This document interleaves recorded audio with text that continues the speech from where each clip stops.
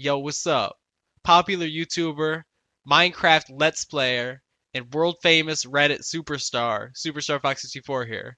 And today I will bring you a tutorial on how to use Photoshop. Well, that awesome intro aside, let me just take this. Let me just delete this because I'm not using Bandicams. And I'm going to be making a new Photoshop document. I'm going to make it 1920 by 1080 because that's just pretty standard size for like a screen. It's also big enough. You don't want to like make too small of a Photoshop document because you won't really be able to see it as well. And I am going to make the layer 0 or make the background into a layer. That's pretty standard what you do for anything and whenever you're working in Photoshop. This is so basically if I remove this like background, let's say like just move it down here for right now. If I place like a little picture in the middle of this, like this little checkerboard kind of thing, that means it doesn't have a background. If I save that as a PNG, that means I can save it without a background, so where I can like put it on websites and stuff like that. That has like let's say like the website has a blue background, it can be basically pasted in and the background of that will kind of turn blue because there isn't one. It'll just warp to whatever like uh, is using that kind of background. Basically from this point on though, I'm going to make a little text box, use the whatever username that you kind of want to use for this, and I'm going to move it to the bottom left. And also to touch on the little hotkey thing down here, this is basically going to show whatever I'm inputting in the keyboard in case I either miss saying something or like I've already explained it and like I just don't say what I'm doing that time. Basically, this will just be for, I guess, the viewer to see that. But I move it down here, and then I hit Ctrl-T to make it into a scalable object. This can make it taller, this can make it wider, this can make it do a little 360. But basically, I accidentally just made it to a size I don't want, so I can show off Ctrl-Z, which is just basically like undo. So I made it back to the original size or original uniform scaling it was, and I'm going to hit shift and then I'm going to drag it by the top right and make it the same kind of like uniform scaling to where it's like just a bigger version of the smaller one. I don't want to make it like any wider or taller than it has to be. So I'll just drag it down to the bottom by also holding shift because that makes it also stay straight when you're moving it. And I will crop this down to where it kind of just looks fairly nice between the top and the bottom's like white space because you don't really need the extra white space up top there. So I'm just going to focus on this. And I am going to change the color of the background by using the paint bucket tool. Right now I can't change the color of the background. That's because I'm on the username layer. If I go down to the background layer, then I can change the color. And that's because this is a text layer. Text layers are only, in my experience, text layers are only really used for changing what the text is, and then you could also use it to like select different letters in the text, which we'll be using that later. But I'm going to be making the background like a cyan kind of color, and I'm going to change the text color by like, I think there's like some little A thing up here for yours as well, probably. And I'm going to change the color of that to white because it'll make it easier for what we're doing a little bit later. And I am going to now select the Photoshop or the fan art that I'm going to be using. I'll just probably use these two. I'm going to select this just by using the little rectangular marquee tool and just dragging it from the top left to the bottom right, and then hitting Control C, which means copy.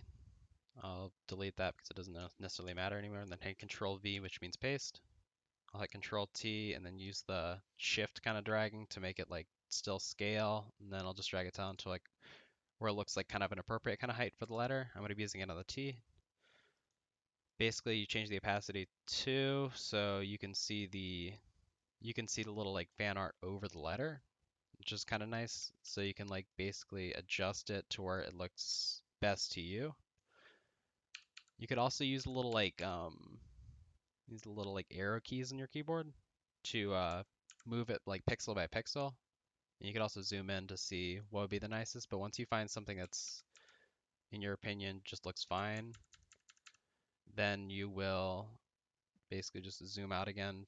I do it to it fits to screen if it's if it's the right size. But just go to your text layer, use the magic wand tool, click on the text, and then go back to your fan art layer, and then right click, and hit select inverse. This basically selects everything except the, I guess, what the T is, and you're on the fan art layer, so it's just going to delete the parts of the fan art that aren't where the T is. So by doing that, you hit backspace, and then that's all that's left. You just have to change the opacity back to 100. And honestly, the T looks fine as it is because the T is like a lot of like vertical and horizontal lines. It's not make too many like curves or anything like that. So to show what you would do in the other situation, like other letters can be like a little bit more, I guess, troubling. Basically, you do the same for this fan art as you did for the Tosaka one. You just Control V, scale it down till it's about the size of the E. I'm going to focus a little bit more on this side, so I'm just going to zoom in over here. And I'm going to change the opacity. But personally, let's say I think it looks better the other way if it's like flipped horizontally. So I'm going to go to, well, actually, I'm just going to hit Control T, then I'm going to right click and then hit flip horizontal. Another way you can do this is hitting edit and going to transform and then going to flip horizontal, but I feel like that just takes more time than like a little hotkey like Control T, then right clicking. So then I put this into a place where I think it would look fine.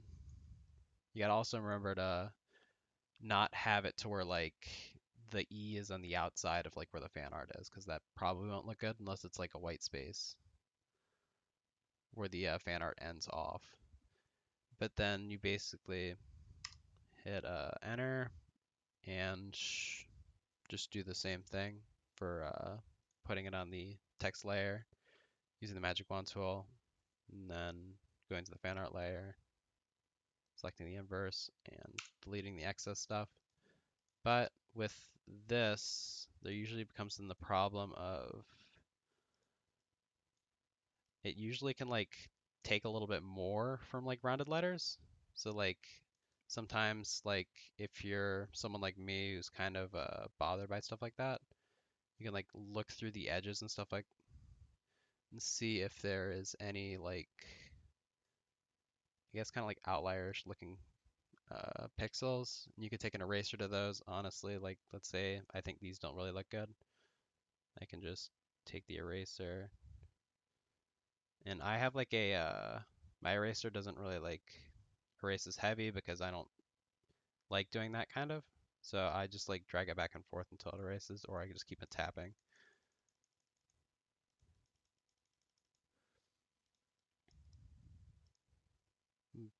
Let's just say that's fine.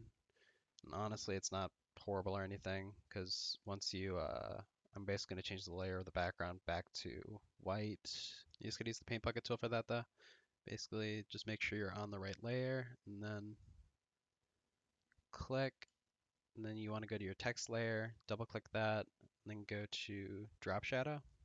Your drop shadow will probably look a little bit different than mine, but that's because I have different preset settings, I guess.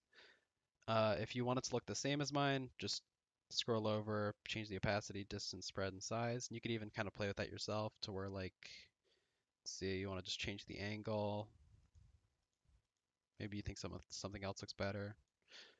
Or you can change the distance of the shadow, just different things like that. Just to whatever you think looks best.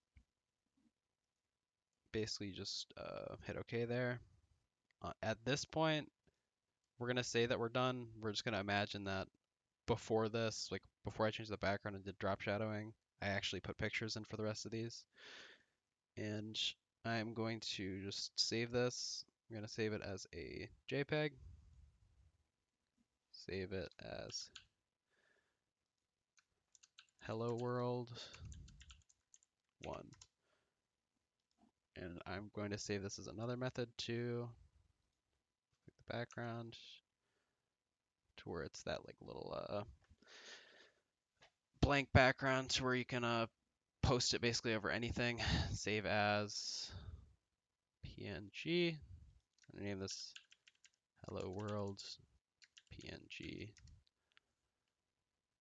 I basically have like the largest file saving types as well, just because I'm assuming that's like what makes pictures like look better, but maybe it doesn't. Maybe it doesn't affect anything, but I don't want to risk it. It just takes up a little bit more space, so why not? Um, at this point though, I would go to im is it Imgur or im I think it's Imgur, and I would go to browse. I would also post both of these.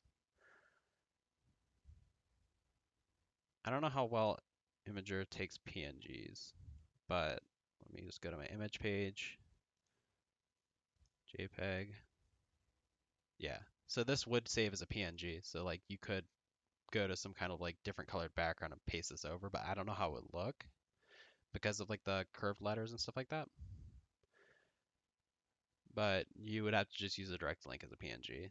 And for the other one, you could use the direct link as JPEG. And if you're saving it to MAL or posting it on your putting on your MAL profile, BBC code's what MAL uses, so you could just copy and paste this. One other thing that I didn't really go over at the beginning that I didn't really think I needed to, for font, you basically just use whatever font you want. I use Impact because I think it just like looks the nicest, and it's like what I just use for all of, like the GIFs stuff like that. There's different options. It's just not all of them look that good. Like if you did it in Comic Sans, it probably look ugly. There was like a few other things I kind of want to go over though, because like I don't know, some things that are kind of useful for people who are new to Photoshop. I'm going to open these two. This is what a PNG looks like when you open it in Photoshop. So like finding PNG images are kind of nice. It's already like they're images that people already kind of took the background out of. So you can copy this whole like frame and paste it into here, and it's basically at a point to where it's already just taken care of for you. I'm guessing they have a little point up here. I don't know what that is. Basically, I guess a little bit of like excess stuff got copied over, so you could just go through and erase that. But that's already like a good looking picture. Something else though, like this has a background, this is a JPEG. You would probably want to use the quick selection tool. The quick selection tool is really nice. It's probably like one of my favorite tools in Photoshop, but it takes a lot of time to use. Um, basically, you can just hover over things and it will select it for you, which is really nice. It's kind of like, it can be a lengthy process if there's like stuff like these like black lines, stuff like that. I'm not going to do this full thing because that'll probably take me a little bit, but it can be just a nice tool to have if you want to make a little quick selection. It's really nice with JPEGs with white backgrounds because like stuff like the Magic Wand tool doesn't necessarily work as well. Let me just show you what this looks like here.